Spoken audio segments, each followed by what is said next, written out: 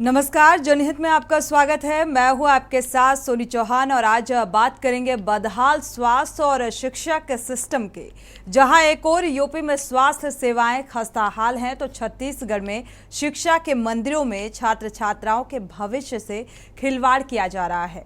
UP के प्रयागराज इलाके में मेजा गुलाब शंकर इंटर कॉलेज में उस समय भगदड़ मच गई जब कॉलेज के 25 से 30 बच्चों की एक साथ तबीयत बिगड़ गई। और इतना ही नहीं, यहाँ पर जब बच्चों को बीमार होने के कारण सामुदायिक स्वास्थ्य केंद्र मेजा में भर्ती कराया गया तो स्वास्थ्य विभाग की पोल खुल गई। दरअसल सामुदायिक स्वास्थ्य केंद्र में लाइट गुल जनरेटर खराब नजर आया। स्वास्थ्य केंद्र में एक ही पंखे के सहारे हॉस्पिटल चल रहा था। वीडियो में साफ तौर पर यह देखा भी जा सकता है कि किस तरह से एक महिला जो अपने बच्ची को लेकर पंखा ना होने के कारण तौलिया से हवा करती हुई आपको नजर आएगी। और लेकिन बदहाल स्वास्थ्य विभाग है कि लचर व्यवस्था होने के बावजूद भी नाक पर जू तक नहीं रेंग रहा। दूसरी ओर छत्तीसगढ़ का अगर जिक्र किया जाए तो शिक्षा विभाग की बदहाली की पोल खुलती नजर आ रही है। छत्तीसगढ़ के बलौदाबाजार जिले में कसडोल विकासखंड के आमगांव के स्कूल में पिछले 1 महीने से ताला बंद है, जिसका कारण स्कूल में शिक्षकों का ना होना है।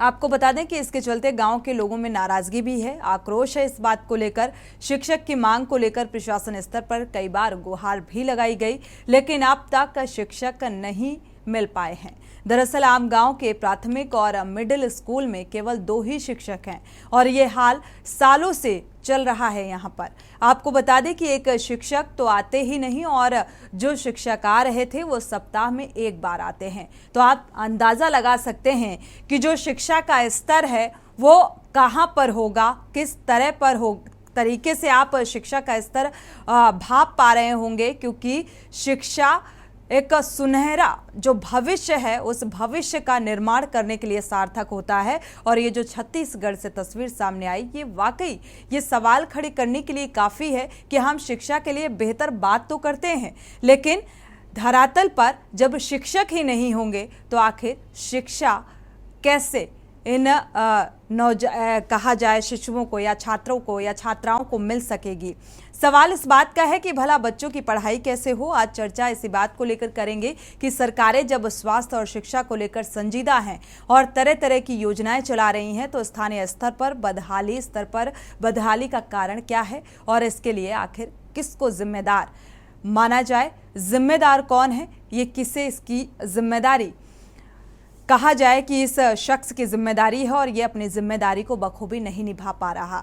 ये हम सब जानते हैं कि जहां पर शिक्षा और स्वास्थ्य की बात होती है तो सीधा सीधा सवाल सिस्टम से होता है, शासन से होता है। प्रशासनिक स्तर पर जो जिम्मेदारियां तय होती है उस आधार पर भी सवाल खड़े होते हैं, लेकिन सबसे अहम जिम्मेदारी शासन स्तर पर होती है कि पढ़ेगा इंडिया बढ़ेगा इंडिया का नारा तो दे दिया जाता है, लेकिन किस तरीके से पढ़ेगा इंडिया और बढ़ेगा इंडिया जब इस तरीके की तस्वीर सामने आएगी। शिक्षा और स्वास्थ्य की बदहाली की ये तस्वीर आपके साथ साझा कर रहे हैं आज जनहित में।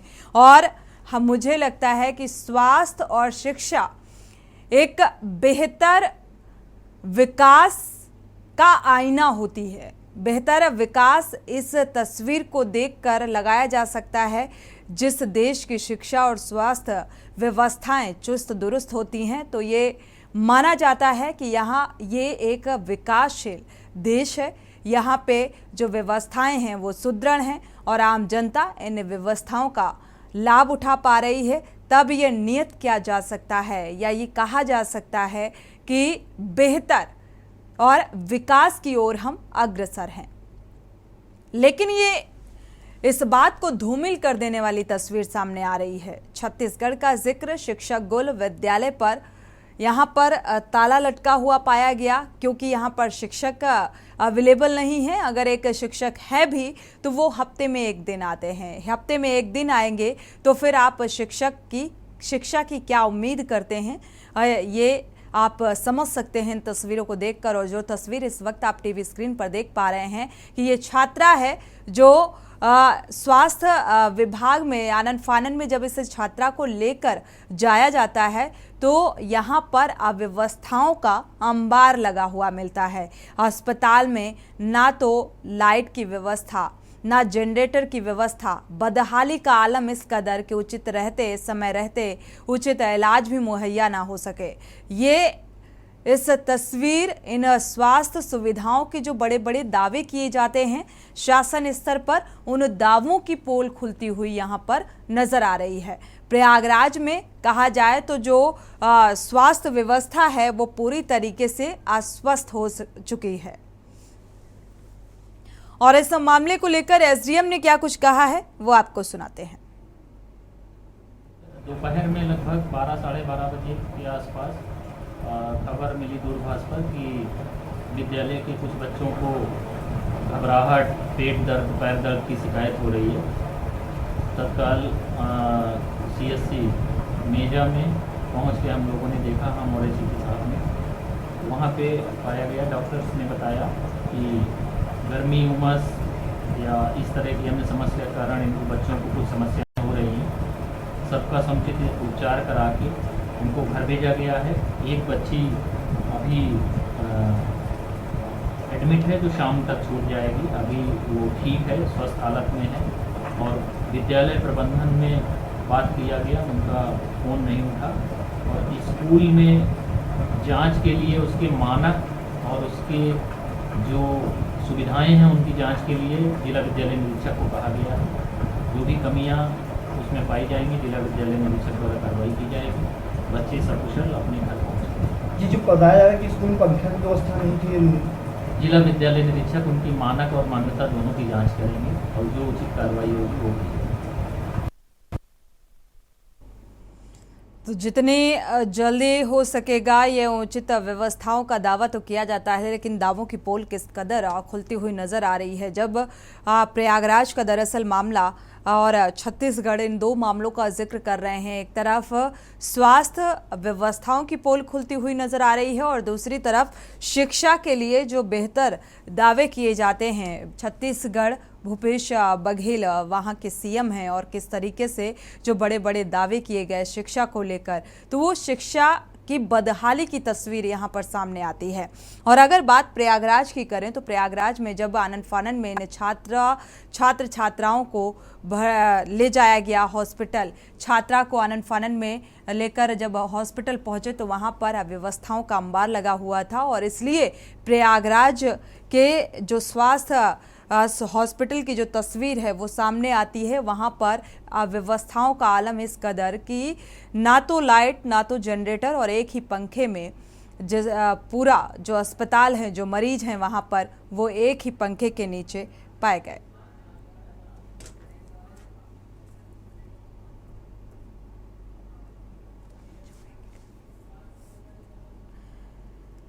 इसी खबर को लेकर हम चर्चा करेंगे। हमारे साथ नरेश कुमार जी हैं, सामाजिक कार्यकर्ता हैं। स्वागत है आपका इस चर्चा में शामिल होने के लिए। साथ ही प्रयागराज की घटना को लेकर हमारे साथ राहुल मिश्रा हमारे संवाददाता जुड़े हुए हैं। सबसे पहले प्रयागराज का रुख कर लेते हैं, इस मामले को लेकर अपडेट लेते हैं। राहुल, क्या अपडेट है इस मामले को लेकर? जी आपसे बता दें, प्रयागराज की जो कंडीशन अभी हाल में आप जो टीवी स्क्रीन पे हम दिखा रहे हैं उसकी दशा इतनी वक्त बदतर है कि बता भी नहीं सकते। सबसे बड़ी बात यह है कि जो शिक्षा विभाग है, शिक्षा विभाग की लापरवाही जो सामने आई है, वो जहाँ पे बच्चे पढ़ाए जाते हैं वहां के पंखा नहीं, नीचे की जमीन फर्श नहीं, सिर्फ सेंटर लेने के लिए कि सेंटर मिल जाए, कैमरा जो लगा हुआ दिखाई दिया। और जो अच्छा, जब प्रशासन जागने के बाद मौके पर एसीपी मेजा और एसडीएम मेजा ये सब मौके पर पहुंचे, जांच पड़ताल किए। 27 बच्चे बताया जाता है कि 27 बच्चे जो है वहां पे एडमिट कराए गए, एक के बाद एक ऑटोमेटिक वो बेहोश होते गए, होते वो क्या गए वहां से। क्या स्कूल प्रबंधन से राहुल पता चल पाया कि आखिर ये 27 बच्चे अचानक से कैसे बेहोश होने लगे? क्या दिक्कत हुई, क्या ऐसा रहा जिसके चलते ये अचानक से बीमार पड़ने लगे? जी आपसे बता दें कि जानकारी लेने के बाद जो जानकारी देने वाला पहले तो जानकारी दिया, बाद में फोन उठाना ही बंद कर दिया। हमारा क्या उठाएगा, एसडीएम मेजा और सच्चो मेजा का भी फोन नहीं उठाया। उसके बाद जो मौके पे था, मौके पर जाके देखने के बाद जब के न्यूज की जो टीम पहुंची और जांच करी तो वहां से जो टीचर साथ जो प्रबंधक थे सब लापता दिखाई दिए। अच्छा, वहां से जब आए एडमिट कराया स्वास्थ्य विभाग पहुंचे तो वहां पंखा नहीं, लाइट नहीं, और उसके बाद सबसे बड़ी बात यह है कि जो जनरेटर है, जो मौजूदा जनरेटर है, वो जनरेटर भी खराब मिला। वहीं पर जो अधिकारी हैं उन अधिकारियों के संज्ञान में डाला गया, अधिकारी जागे तब आनंद फानंद में जनरेटर भी ठीक कराने के वाले मिस्त्री आए। मिस्त्री कहा, यह भी कहा कि जनरेटर को फूंक दिया जाए, किसी काम का नहीं है। आखिर क्यों? वहां पे पंखा ना होने के कारण जो तौलिया होती है, तौलिया के माध्यम से तौलिया जो बच्चे गए तौलिया से हाँकते दिखाई दिए, सारे वाले फूल दिखाई दिए। ठीक है राहुल, आपका वापस से रुख करेंगे, लेकिन जिस तरीके से आपने बताया तो वाकई यहाँ पर देखा जाए तो स्कूल प्रबंधन भी जो वो है पूरी तरीके से लापरवाह नजर आया, और इसके बाद जो रही सही कसर है वो स्वास्थ्य प्रबंधन ने पूरी कर दी।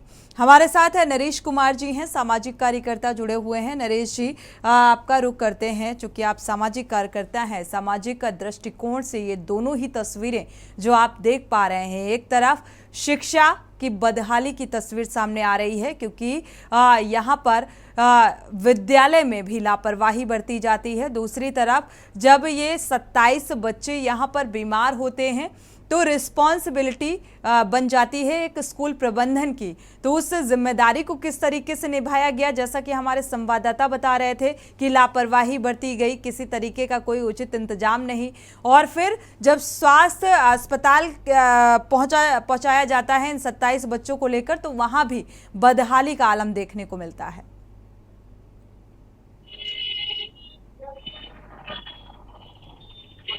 नरेश कुमार जी, आपको आवाज मिल पा रही है? जी मैडम, बिल्कुल सुन पा रहा हूँ मैं जी। मैम, ये लगातार ये कोई नई घटना नहीं है, आए दिन सरकारी स्कूलों में ये घटनाएं बढ़ती जा रही हैं। कहने के लिए बच्चों को जो फूड दिया जाता है, खाना दिया जाता है, उसमें कभी कमियां निकलती हैं, कभी वहाँ कीड़े निकल रहे हैं, कभी ये बनाने के लिए प्रबंधन का जो किसी को दिया जाता है ये ठेका या टेंडर, वहां पर उन्हें फंड जारी नहीं किया जा रहा है, इसलिए वो भी लापरवाही कोताही बरत रहे हैं, और उसी का नतीजा है वो गरीब मासूम बच्चे हैं जो जिन्हें ये खाना दिया जा रहा है सरकार की तरफ से, उसमें ये कमियां दिखाई देती हैं। और वहीं दूसरी तरफ एक शिक्षा का सवाल है और एक स्वास्थ्य में भी ऐसा ही दिखाई देता है कि आजकल जहां भी देखो सरकारी अस्पतालों में मूलभूत सुविधाएं जो है उनका बहुत अभाव है। कहीं एक्सरे मशीनें खराब हैं, कहीं पे डॉक्टरों की कमी है, कहीं दवाइयां बाहर से लिखी जा रही हैं। ये सब समस्याएं जो शिक्षा स्वास्थ्य जो मूलभूत समस्याएं हैं, इसकी और सरकार को ध्यान देना जरूरी है। बिल्कुल, लेकिन नरेश जी यहाँ पर अगर जैसा कि आपने विद्यालय में फूड का जिक्र किया, मुझे लगता है जो खाना उपलब्ध कराया जाता है विद्यालय में इन छात्र छात्राओं को, तो मुझे लगता है मंशा और जिस तरीके से उपलब्धता तो अच्छी क्वालिटी की जाती है, लेकिन निचले स्तर पर किस तरीके से धांधली बरती जाती है, मुझे लगता है ये एक जिम्मेदारी तय करनी होगी। स्कूल प्रबंधन की भी इसमें संलिप्तता रहती है, अगर आप इस बात से इत्तेफाक रखते हो। मैडम, शासन को ये भी देखना चाहिए कि जो खाद्य पदार्थ आपने बताया कि गुणवत्ता पूर्वक मुहैया कराया जाए, लेकिन गुणवत्ता पूर्वक कहाँ से मुहैया कराया जाए? रोज समाचार पत्रों में दिखाई दे रहा है कि उनके 6-6 महीने के 1-1 साल की उनके बिल पेंडिंग है, उन्हें राशन उपलब्ध नहीं हो रहा। वो अगर किसी दुकान से राशन लेते हैं तो वहां का बिल भी कैसे भर पाएंगे? ये सब समस्याएं आ रही हैं। सरकार को सोच देना चाहिए, सिर्फ कागजों में और दिखावे में और वाई में नहीं होगा।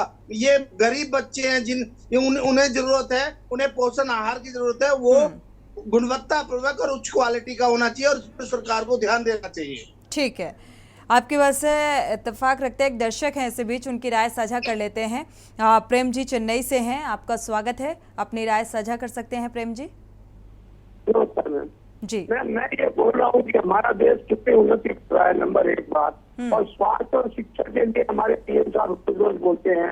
अभी G20 में देखते हो कितनी बातें की, अभी उन्होंने द्वारका में कितना उद्घाटन करके बात किया। मेरे कहने का मतलब ये है, ये क्या दूसरे देश को दिखावे के लिए करते हैं या अपना नाम कमाने के लिए करते हैं? घर में कुछ भी हो, घर में भूख मर रही हो लोग, घर में स्वास्थ्य शिक्षा न हो, घर में स्वास्थ्य न हो, लेकिन वो दूसरे को दिखाने के लिए सब काम कर रहे हैं। इनसे क्या उनको बड़प्पन मिल रहा है? आप देखिए कल वो नए संसद भवन में जाएंगे, उसका गुणगान कर रहे हैं।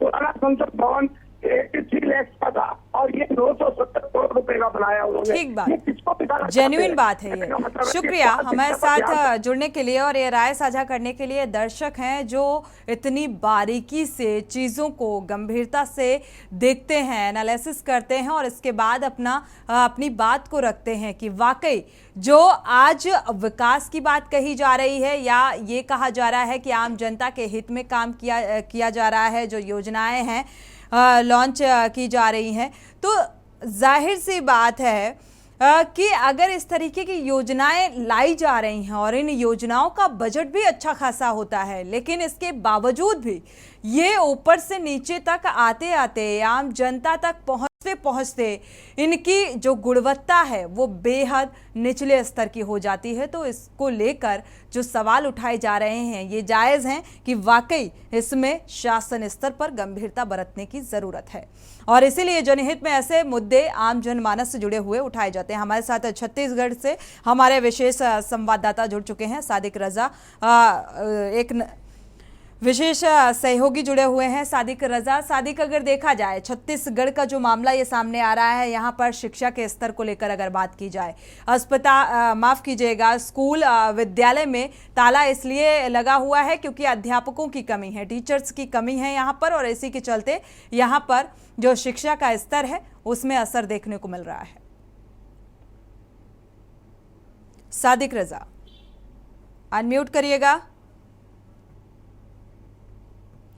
अनम्यूट करिएगा। सबसे पहले जी जी जी जी आवाज है मेरी? जी सुन पा रहे हैं जी। मैं सबसे पहले तो आपका बहुत बहुत धन्यवाद करूंगा कि आपने इस प्रमुख मुद्दे को अपने इस कार्यक्रम में जगह दी। और सबसे बड़ी चीज ये है कि जो छत्तीसगढ़ में जो स्कूल की व्यवस्था है वो आप देख ही रहे हैं कितनी निचले स्तर में चली गई है। यहाँ पे बच्चे लोग को पढ़ने के लिए जो मिडिल क्लास स्कूल है बलौदाबाजार जिले के कसडोल गांव का, वहाँ पे अध्यापक कमी है, मात्र 2 अध्यापक ही आ रहे हैं, ऐसे जानकारी मिल रही है। उनके सरपंच और स्कूल के लोगों द्वारा स्कूल में ताला लगा दिया गया है और अपनी मांग को लेके वो एसडीएम और कलेक्टर के पास भी गए, पर अभी तक इनकी मांग अभी तक पूरी नहीं हो पाई है। ये बड़ा ही गंभीर विषय है क्योंकि शिक्षा का अधिकार हर एक बच्चे को मिलना चाहिए। बिल्कुल जी। एसडीएम की तरफ से किसी तरीके का कोई आश्वासन अभी तक मिला नहीं? गांव वालों का साफ कहना है कि आश्वासन तो उनको पहले से मिले, पर अभी तक कार्रवाई किसी प्रकार की लोग कार्रवाई नहीं किया, इसलिए स्कूल सरपंच और वहाँ के जो स्थानीय ग्रामीण द्वारा स्कूल में ताला लगा दिया गया और बच्चों को एक छोटे से आंगन में पढ़ाया जा रहा है। ये बहुत ही गंभीर विषय है, शासन प्रशासन को इस पर ध्यान देना चाहिए और जल्द से जल्द इसके ऊपर कार्रवाई करना चाहिए। ठीक बात, आपका वापस से रुख करेंगे। सुरेश एक दर्शक जुड़े हुए हैं, उनकी राय साझा कर लेते हैं। स्वागत है आपका सुरेश जी, अपनी राय साझा कर सकते हैं। चलिए संपर्क टूट गया है, अगर वापस से जुड़ते हैं तो ज़रूर राय साझा करेंगे। साथ ही देखा जाए तो ये जो वाकई शिक्षा को लेकर जो कई अहम सवाल यहाँ पर खड़े हो रहे हैं। आशीष शुक्ला भी बलौदाबाजार से हमारे साथ संवाददाता जुड़े हुए हैं। आशीष शुक्ला, आपका रुख करेंगे, इस मामले को लेकर आपसे अपडेट चाहेंगे। मैम, ये आमा गांव का मामला है। वहाँ ग्रामीण लोगों को लगातार शिक्षकों की वहाँ मांग थी और वहाँ शिक्षक 1-2 दिन नहीं, लगभग 7-8 सालों से वहाँ स्थिति बनी हुई है। वहाँ सिर्फ 2 शिक्षक, उसमें भी एक शिक्षक स्कूल नहीं आता और जो एक आता है वो सप्ताह में 1 बार आता है, जिससे आक्रोशित हो गए पूरे ग्रामीण और मिलकर जो स्कूल था वो उसको ताला लगा चुके हैं। प्राथमिक शाला 7-8 साल का समय बहुत लंबा होता है। आशीष, अगर देखा जाए यहाँ पर सत्ता परिवर्तन भी हुआ, पूर्ववर्ती सरकारों द्वारा क्या काम किया गया शिक्षा को लेकर, यहाँ पर मौजूदा वक्त में जो छत्तीसगढ़ में अगर देखा जाए भूपेश बघेल इस वक्त सीएम है वहाँ के, तो शिक्षा को लेकर क्या कवायद की जा रही है? क्योंकि शिक्षा के स्तर को बेहतरी की बात तो की जाती है लेकिन बेहतरी नजर नहीं आ रही।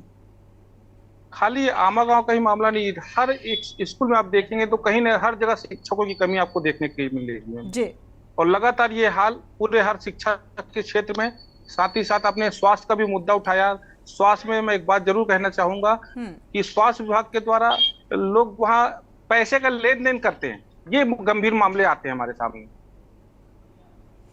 बिल्कुल, छत्तीसगढ़ की अगर स्थिति की बात की जाए तो मुझे लगता है पहले की अपेक्षा और स्थितियां दयनीय होती नजर आ रही हैं। पिछले कुछ अरसे से जिस तरीके से यहाँ पर मामले सामने आ रहे हैं, चाहे वहाँ पर क्राइम के ग्राफ का जिक्र करें तो लगातार चरम पर है, कानून व्यवस्था को लेकर भी सवाल उठाए जाते हैं, और साथ ही अब शिक्षा और स्वास्थ्य की जो तस्वीर सामने आ रही है बदहाली की, उसको लेकर भी सवाल लगातार उठाए जा रहे हैं। तो आखिर जो सत्ता है, जो सत्ताधारी हैं, वो किस लिहाज से आम जनता के हित में काम कर रहे हैं, ये समझ नहीं आता। हमारे साथ लगातार हमारे संवाददाता प्रयागराज से जुड़े हुए हैं राहुल मिश्रा। राहुल, एक बार फिर से आपका रुख करेंगे। यहाँ पर जैसा कि समाज सेवी नरेश कुमार जी ने इस बात का जिक्र किया कि पोषाहार जो उपलब्ध कराया जाता है वहाँ पर गुणवत्ता परक ये नहीं होता है, और शायद यही वजह है कि ये बच्चे बीमार हुए, फूड पॉइजनिंग का शिकार हुए, और इसके बाद जब ये अस्पताल पहुँचते हैं तो अस्पताल की व्यवस्थाओं की भी पोल खुलती हुई नजर आती है।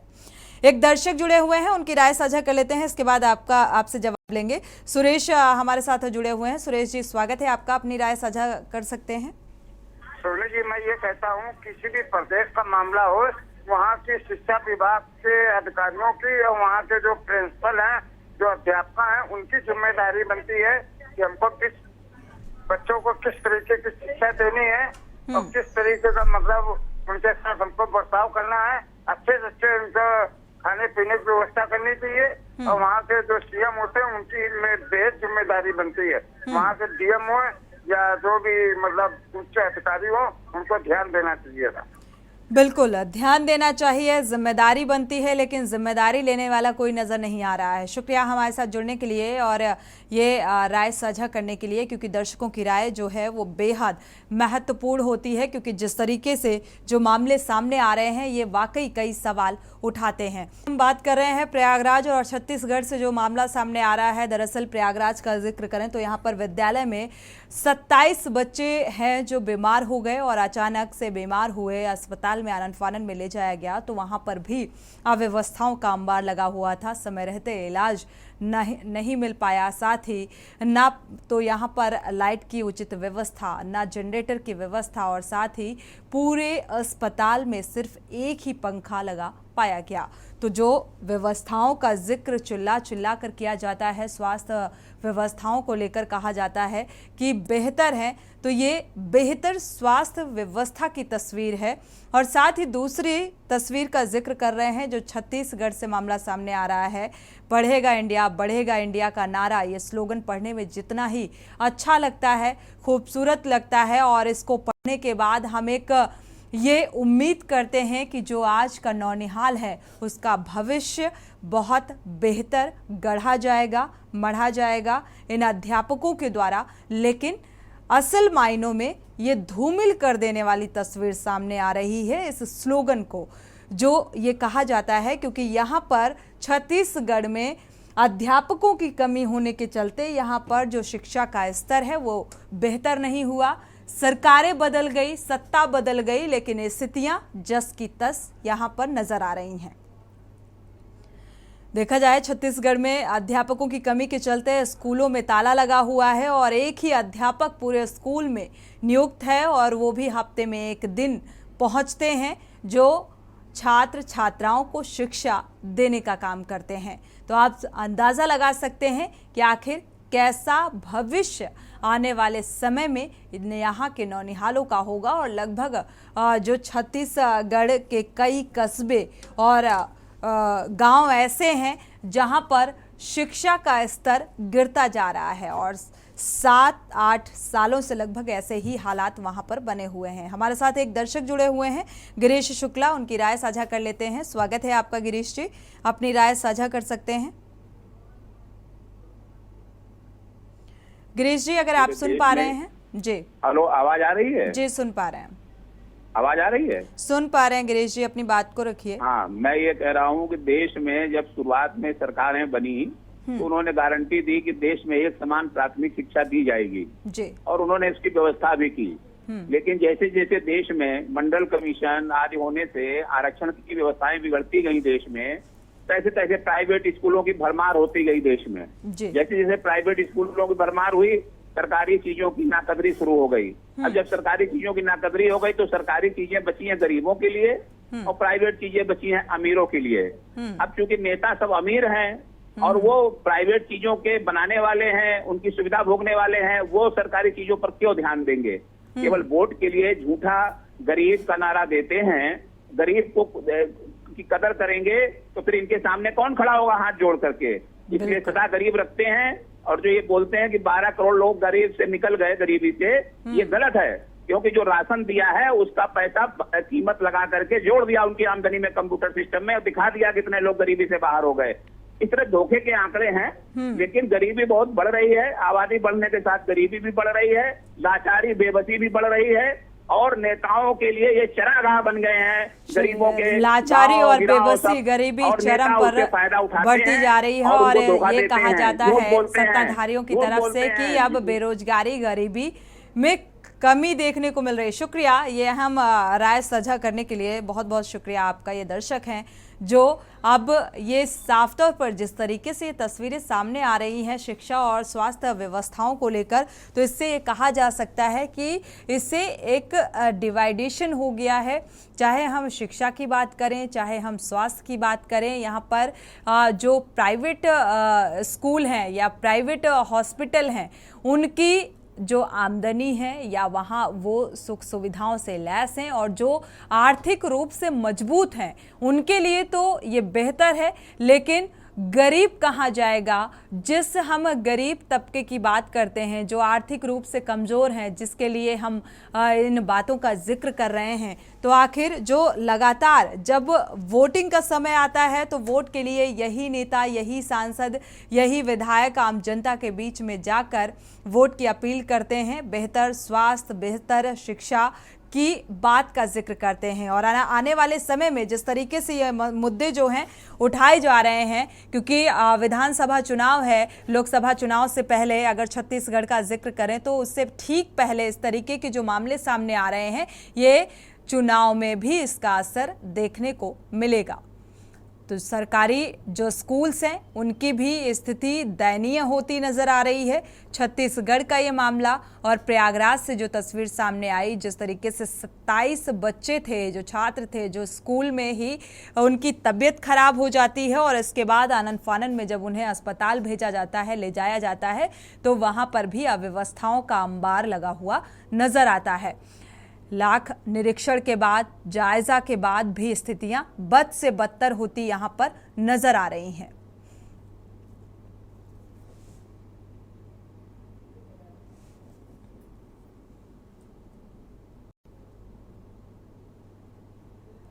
तो आम जनता के हित की बात की जाती है और आम जनता का हित पिछले 7 से 8 सालों में अभी तक नहीं हो सका है। हालांकि खास मेहमान लगातार ऐसी बात को लेकर चर्चा में जुड़े हुए हैं। हमारे साथ राहुल से हमारा सवाल था, क्योंकि प्रयागराज की जो तस्वीर सामने आई, इसको लेकर लगभग 27 बच्चों का आपने जिक्र किया कि यहाँ पर क्या ये फूड पॉइजनिंग का शिकार हुए, क्या वजह निकलकर सामने आई है इलाज के दौरान, कुछ पता चल सका? राहुल जी आपसे बताऊं, एसडीएम मेजा अमित कुमार ने एक बयान दिया कि जो गर्मी, सिर्फ और गर्मी, क्योंकि वो जो स्कूल है, स्कूल नहीं, क्लास 2 तक की स्कूल है और जो स्कूल है पहाड़ पे है, जो पहाड़ है, पहाड़ से बनाया गया है स्कूल। वहाँ पे जो जाली होती है, जो खिड़की होते हैं, खिड़की नहीं है और पंखे नहीं है, नीचे फर्श नहीं है, कुछ भी नहीं है। और उसके बाद गर्मी में बच्चे परेशान है। कुछ आदमी तो भूत ज्यादा माने कि भूत ज्यादा है, लेकिन नहीं महोदय, बात ये होता कि सिर्फ गर्मी, क्योंकि जैसे गाय भैंसों के लिए व्यवस्था होती है वैसे ही बच्चों के लिए कहते हैं बच्चे पढ़ेंगे बढ़ेंगे, लेकिन कहाँ पढ़ेंगे। उसके बाद घटना बता दूं, ये नहीं जो यहाँ की जनता है वो कह रही है, इतनी ये पहली घटना नहीं है, कई बार घटना घट चुकी है। स्कूल में है क्योंकि पहाड़ पे बसा है, पहाड़ पे मान्यता किसने दिया तो उसकी सुविधा देनी चाहिए। सुविधा के नाम पर नील है। और उसके बाद फिर आपसे बताऊं, जनता से हम नहीं कहेंगे, जनता खुद कह रही है, क्योंकि मौके पे थी, बता सकते हैं कि क्या सुविधा है यहाँ पे स्वास्थ्य और स्कूल के स्वास्थ्य व्यवस्था बहुत चल रहा है, मरीजों को लेटने बैठे, कोई सुविधा, पंखा नहीं है, न जनरेटर चलता है, कोई व्यवस्था नहीं है। मतलब कोई व्यवस्था नाम चीज नहीं है। इमरजेंसी में कोई जरूरत पड़ जाए तो वहाँ कोई व्यवस्था नहीं है। ये मेजा स्वास्थ्य केंद्र का। अब आप ये देखें जो स्वास्थ्य व्यवस्था है नील बटे नील दिखाई दे रहा है। सरकार चलिए हमारे साथ राहुल वापसी करेंगे, आपका रुख करेंगे। शिक्षाविद भी हमारे साथ जुड़े हुए हैं और साथ ही हमारे साथ जिला विधायक भी विकास साहू जी और अशोक गहलोत जी जुड़े हुए हैं।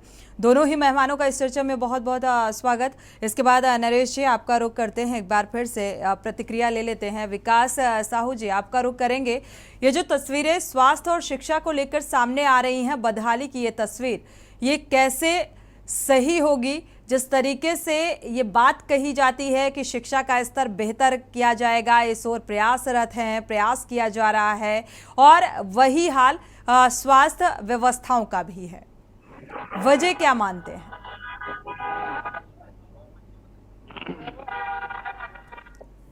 अनम्यूट करिएगा विकास जी। जी नमस्कार। जी हेलो। जी सुन पा रहे हैं आपको सर। जी बताइए। जी आपसे मेरा सवाल है, शिक्षा और स्वास्थ्य की बदहाली की तस्वीर जो सामने आ रही है छत्तीसगढ़ और प्रयागराज का अगर जिक्र करें तो ये बदहाली की तस्वीर का जिम्मेदार आप किसे मानते हैं? नहीं, जहां तक हमारे छत्तीसगढ़ के माननीय मुख्यमंत्री भूपेश बघेल जी शिक्षा और स्वास्थ्य को इतना अच्छा ऐसा पैमाने पर लेके गए हमारे क्षेत्र में, ऐसा सुडूल अंचल में थोड़ा बहुत बच गया होगा, और वहाँ के जो छोटे मोटे कर्मचारी हैं उन लोग के आने जाने में असमर्थ होंगे, ये मैं नहीं बोल सकता। लेकिन अगर ऐसा कुछ वहाँ प्रॉब्लम आया है, हम लोग तत्काल प्रभाव से मैं कार्यवाही करवाऊंगा। वहाँ के जो शिक्षा विभाग के कर्मचारी हो चाहे स्वास्थ्य विभाग के कर्मचारी हो, हमारे छत्तीसगढ़ में हर छोटे छोटे जगह में हर 10-15 गांव के आसपास में आत्मानंद स्कूल खोलने का काम माननीय भूपेश बघेल जी ने किया है। विक्रांत जी, स्कूल तो आप खोल देंगे, स्कूल ठीक है, सरकार के द्वारा ये प्रयास किया जा रहा है कि स्कूलों का निर्माण कराया जाए, और लेकिन जब शिक्षक ही नहीं होंगे तो स्कूलों में शिक्षा देने का काम कौन करेगा? हमारे यहाँ जो आम गांव का जो मामला आया है वो फॉरेस्ट एरिया है। वो फॉरेस्ट एरिया में अभी तक बिजली और नेटवर्क का काम नहीं हुआ था। हम लोग, मैं वन विभाग का अध्यक्ष भी हूँ जिले का, तो अभी हम लोग मोबाइल नेटवर्क लगाने का काम किए हैं, बिजली पहुंचाने का काम किए हैं। कुछ ऐसा जगह में अगर दिक्कत शासकीय कर्मचारी लोग का अगर आना जाना नहीं है, वहाँ स्वास्थ्य सेवाएं नहीं दे पा रहा है, मैं तत्काल प्रभाव से मैं जिले के सीएमएचओ साहब से, जिले के कलेक्टर साहब से मैं निवेदन करूंगा, और जो वहाँ दोषी पाया गया है उसके ऊपर कार्रवाई करवाने का मैं अब बात करूंगा।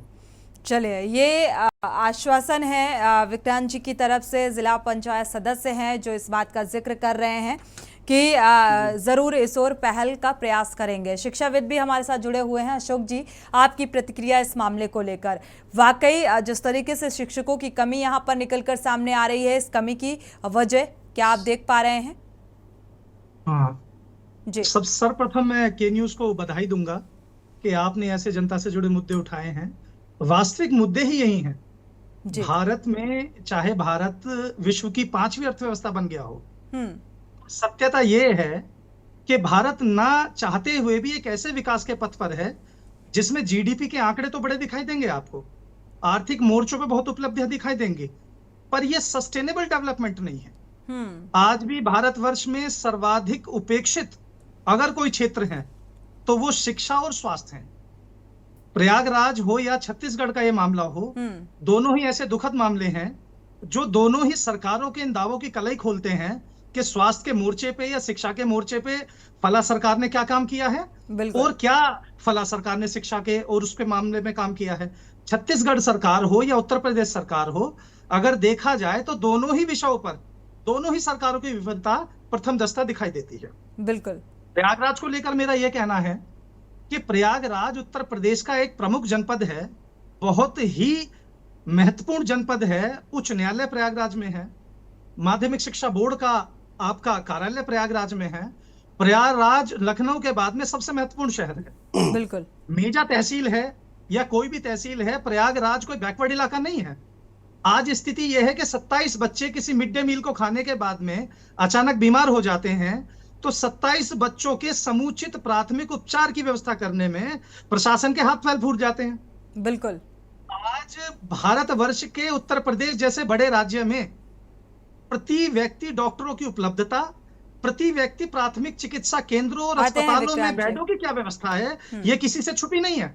अब आ जाते हैं छत्तीसगढ़ में, मेरे कांग्रेसी मित्र जो कह रहे थे अपना, जो जिला पंचायत सदस्य हैं वहां पर, उत्तर प्रदेश और छत्तीसगढ़ में ये अंतर है कि छत्तीसगढ़ का तो निर्माण ही मध्य प्रदेश से पृथक करके, विभाजन करके इसलिए किया गया था कि इस जनजातीय क्षेत्र में, इस वन के क्षेत्र में लगातार राजनीतिक उपेक्षा हो रही थी। 5 वर्ष अजीत जोगी जी, 5 वर्ष कक्का साहब हमारे जो इस समय आपके बघेल साहब हैं, उनसे पहले डॉक्टर रमन सिंह जी। अगर 20 वर्ष 2002 में इस राज्य को बनने के बाद में 2000 में अगर ये राज्य बने हैं, 23 वर्ष हो गए हैं, 23 वर्ष में ये स्थिति है कि प्राथमिक विद्यालय एक टीचर के सहारे चलेगा। आपके नेता, बिल्कुल, हमारे संवाददाता ने भी इसी बात का जिक्र किया। आते हैं सर, आपसे जवाब ले लेते हैं, इसके बाद नरेश जी का रुख करेंगे। जी विक्रांत जी। हमारे यहाँ छत्तीसगढ़ में हाट बाजार क्लिनिक गांव-गांव में जाके बस में पूरा नर्स है, डॉक्टर है, पूरा मेडिसिन है, गांव-गांव हाट बाजार में जाके सुविधाएं दे रहा है। हमारे छत्तीसगढ़ में जितने भी स्कूल जर्जर हुए थे, चाहे प्राथमिक शाला हो, माध्यमिक शाला हो, हाई स्कूल हो, जितने जर्जर हुए थे, ये थोड़ा बहुत भी जर्जर हुआ था। ठीक है, आप मेडिकल फैसिलिटीज दे रहे हैं, लेकिन शिक्षा, जब शिक्षक नहीं होंगे तो शिक्षा का स्तर कैसा होगा, आप अंदाजा लगा सकते हैं। अभी हमारे यहाँ छत्तीसगढ़ में नया भर्ती हुआ है, हजारों की संख्या में शिक्षक भर्ती हुई है, और अभी उन लोग कम से कम इस महीने के अंदर में उन लोग सब ज्वाइन कर लेंगे स्कूल मन में। जहाँ कमी होगा हम लोग व्यवस्था कराएंगे। जो क्षेत्र है आमगांव क्षेत्र बहुत, चलिए, लेकिन ये समस्या अब चुनाव से ठीक पहले इस पर कवायद की जाती है। देखा जाए यहाँ पर विक्रांत जी, ये समस्या आज की नहीं है, ये समस्या 7 से 8 साल पुरानी समस्या है। सत्ता परिवर्तन हो जाता है और इसके बाद इसमें कवायद और प्रयास कब किए जाते हैं, जब इलेक्शन आने को होता है, चुनाव आने को होता है। तो ये मुझे नहीं लगता कि ये बहुत जल्दी ये फैसला लिया जा रहा है, और अगर किया भी जा रहा है प्रयास तो ये एक जिम्मेदारी है। हाट बाजार क्लिनिक हमारे यहाँ 3 वर्ष हो गया, गांव-गांव में जाके मुफ्त सेवाएं हम लोग हमेशा शिविर, चाहे वो आयुर्वेद विभाग हो, स्वास्थ्य विभाग हो, होम्योपैथी को। ठीक है, इस बात की पुष्टि भी कर लेते हैं, क्योंकि हमारे आशीष शुक्ला बालोदा बाजार से हमारे संवाददाता भी जुड़े हुए हैं लगातार। उससे पहले नरेश जी का प्रतिक्रिया ले लेते हैं, जो इस तरीके से जो प्रतिक्रियाएं सामने आ रही हैं। नरेश जी, क्या उम्मीद नजर आ रही है कि अब शिक्षा और स्वास्थ्य का स्तर बेहतर हो जाएगा चुनाव से पहले?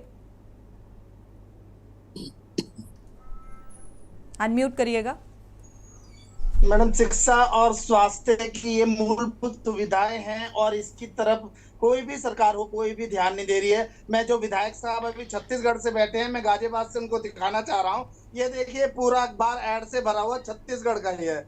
इसमें कहीं भी स्वास्थ्य और शिक्षा की बात नहीं कही जा रही। आप 42,000 भर्तियां कर रहे हैं, 42,000 भर्तियां, और एक शिक्षक आपके स्कूलों में काम कर रहे हैं, 27 बच्चे बीमार पड़ रहे हैं। क्या ये चुनावी मुद्दों के लिए अखबार भर भर के आप पूरे देश में प्रमुख समाचार पत्रों में बड़े बड़े ऐड छाप रहे हैं? क्या आप दोबारा से सरकार बना सके, या गरीब शोषित वंचित वर्ग, जो एक निचले स्तर के लोग प्राथमिक और छोटे छोटे सरकारी स्कूलों में पढ़ने के लिए जा रहे हैं, वो इसी तरह बीमार होते रहेंगे, इसी तरह यही चलता रहेगा। चलिए, ये तो नाइंसाफी है आम जनता के साथ, अगर विक्रांत जी कहा जाए। इस बात का जवाब दीजिए, आगे बढ़ते हैं। आशीष जी से थोड़ी सी जानकारी साझा करते हैं। छत्तीसगढ़ में पिछले 15 साल से भाजपा सरकार के यहाँ मुख्यमंत्री थे। हेलो, मौजूदा वक्त की बात करिए। मौजूदा वक्त की बात अगर की जाए तो मौजूदा वक्त में तो कांग्रेस की सरकार है ना।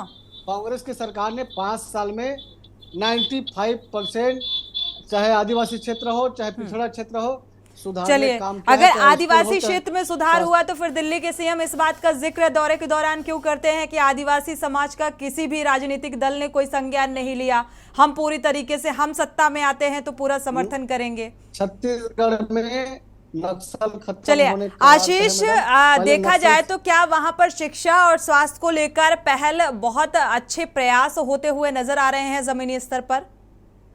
आशीष? साहू जी ने स्वास्थ्य के संबंध में मोबाइल एम्बुलेंस की बात कही। निश्चित रूप से हर क्षेत्र में, हर ब्लॉक पे एक मोबाइल एम्बुलेंस शामिल है और स्वास्थ्य के क्षेत्र में हर गांव पे वो एम्बुलेंस जाती है। निश्चित रूप से स्वास्थ्य के क्षेत्र पे तो काम हुआ है, परंतु स्वास्थ्य के क्षेत्र में वहीं के जो अधिकारी वो जो करप्शन करते हैं, ये एक मामला अलग है। और साथ ही साथ शिक्षा के क्षेत्र में आत्मानंद स्कूल की बात कही। आत्मानंद स्कूल हर क्षेत्र में मुख्यमंत्री जी के द्वारा खोला जा रहा है निश्चित रूप से, परंतु वहां भी शिक्षकों की कमी है। चलिए, शिक्षकों की कमी निकलकर सामने आ रही है। शुक्रिया आप सभी मेहमानों का इस चर्चा में शामिल होने के लिए। आशीष, आपका भी बहुत बहुत शुक्रिया इस जानकारी को साझा करने के लिए। साथ ही राहुल मिश्रा, आपका भी बहुत बहुत शुक्रिया जानकारी साझा करने के लिए। डीपी सिंह, दर्शक जुड़े हुए हैं, उनकी राय साझा कर लेते हैं। स्वागत है आपका, अपनी राय साझा कीजिए। हेलो जी, सुन पा रहे हैं आपको। हाँ, मैं बीपी सिंह, फौजी आदमी, लखनऊ से बोल रहा हूँ जी। मेरी समस्या ये है कि योगी जी के मतलब दीपक तले अंधेरा, योगी जी के जो प्रशासनिक अधिकारी हैं, IGRS या 1076 पर जो कंप्लेन दी जाती है, वो 2-2 महीना, 4-4 महीना, 6-6 महीना तक पूरी नहीं होती है और उस शिकायत का निस्तारण वो लोग नगर निगम से करके दिखा देते हैं। ठीक है, बिल्कुल। तो उस समस्या का हल नहीं होता है।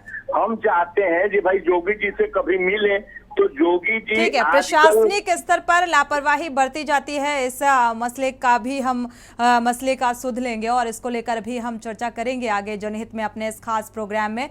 शुक्रिया इस तमाम जानकारी को साझा करने के लिए। तो फिलहाल हम G20 का जिक्र करते हैं, चंद्रयान 3 की सक्सेस का जश्न मनाते हैं और एक तरफ जो मूलभूत बेसिक मुद्दे हैं, शिक्षा और स्वास्थ्य, उसको लेकर बड़ी बड़ी बातें और बड़े बड़े वादे करते हैं, लेकिन जमीनी हकीकत जब सामने आती है तो वाकई कई सवाल खड़े करती है उस विकास को लेकर, उन वादों को लेकर।